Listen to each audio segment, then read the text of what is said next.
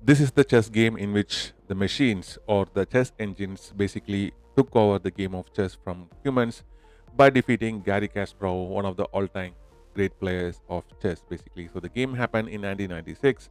Uh, the machine is the Deep Blue, the IBM Deep Blue that is being played, and it's a Sicilian defense. On the board is the Alapin variation after this pawn was pushed, giving a little bit more control for the center. So it was countered by the pawn push here to d5. So d4 is pushed now basically, and after which knight comes to f6 and knight f3 by d blue, which is playing with the white pieces. Kasparov is playing with the black pieces. So bishop comes to g4, pinning this knight, and bishop to e2 by d blue, unpinning the knight, and pawn push to e6, allowing Kasparov to activate the dark square bishop, and pawn push to h3, attacking the bishop, and the bishop drop backs to h5, and castles on the king side, deep blue. And knight to c6 by Kasparov, and bishop goes to e3 here, putting in the support for that central pawn on d4 over here.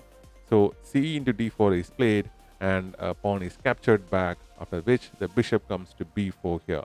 So pawn push to a3 is played, and bishop to drop backs to a5, and now knight comes in and attacks the queen, and queen drop backs to d6 over here. So knight goes to b5, attacking the queen again, and the queen now goes to e7. So the knight moved twice, and the queen had to go from here to over here.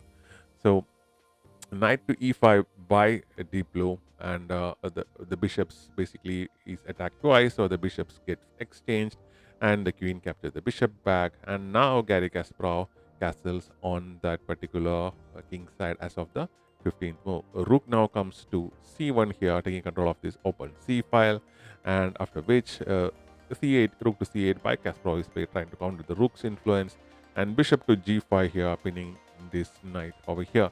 So bishop goes to b6 now, and now the bishop captures the knight, and the pawn captures back over here. So after that, Kasparov captures with the pawn, and the knight jump back here to c4, and rook to d8 is played here. So knight now captures this bishop, and this pawn captures back. So now Kasparov got these two double pawns on both on the b file and on the f file as well. So these files need protection, these pawns need protection. So rook now comes to d1 here by deep blue, and pawn is now pushed to f5, creating this pawn structure over here, keeping the pawn safe with the help of the king over here. So queen goes to e3 now, protecting this particular pawn, and also allowing you to develop your queen on this particular dark square diagonal here to h6 as well. So queen to f6 is played, preventing the white queen from coming over here, and also creating more pressure point on this d4 pawn. So pawn is pushed to d5, and rook captures back, and the rook captures the rook back, and pawn is now captured back. So here now again Kasparov got an isolated pawn problem, and this pawn structure is now broken over here, and deep blue immediately plays b3 over here because the queen was attacking this b3 pawn, and king now gets away to h8 over here, allowing the rook to come over here and create an attack on this g2 pawn of the king. So deep blue goes ahead and captures the pawn, and now a rook comes in here to g8 here. So queen now gets back into try to get back in the game, and drop backs to c5, and now the pawn is pushed here to d4 over here. So because there is a support of the queen and this knight, so we cannot capture it yet. So knight now jumps to d6, and pawn is now pushed here to f4. This pawn here on f4 was attacked twice, so you lose one of these pawns basically. So this is the problem with the double pawns. So knight jumps to b7, and now this knight is attacked twice, and it got to move. So it moves to e5 over here. So here, as you can see, this pawn is hanging here, but you cannot simply go ahead and capture this pawn. If you capture this pawn, this knight will jump in over here. It's a check, and your queen will be basically gone because this pawn here is pinned, and you cannot place a check over here.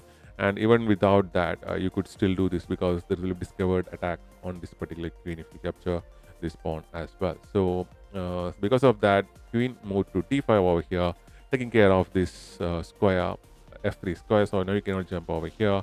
If you jump, you can capture it, but there is still the pawn move available, and it's placed by Kasparov. f3 is played. so you cannot capture. So you had to push the pawn to g3, and now knight jumps to d3, attacking the rook, and the rook here goes to c7, attacking this pawn over here. So after that, rook to e8 is played by Kasparov, but the best move would be to bring the rook over here to g5 and attack the queen, but he didn't play that.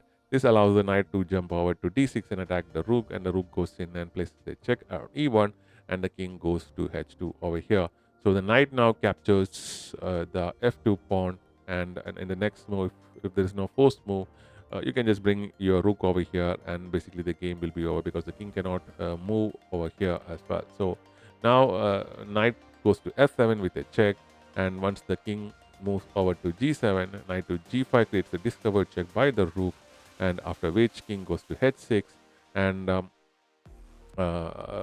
rook captures this h7 pawn, and the king can only go over here. So basically, as of this position, Kasparov resigned the game. I'll show you why.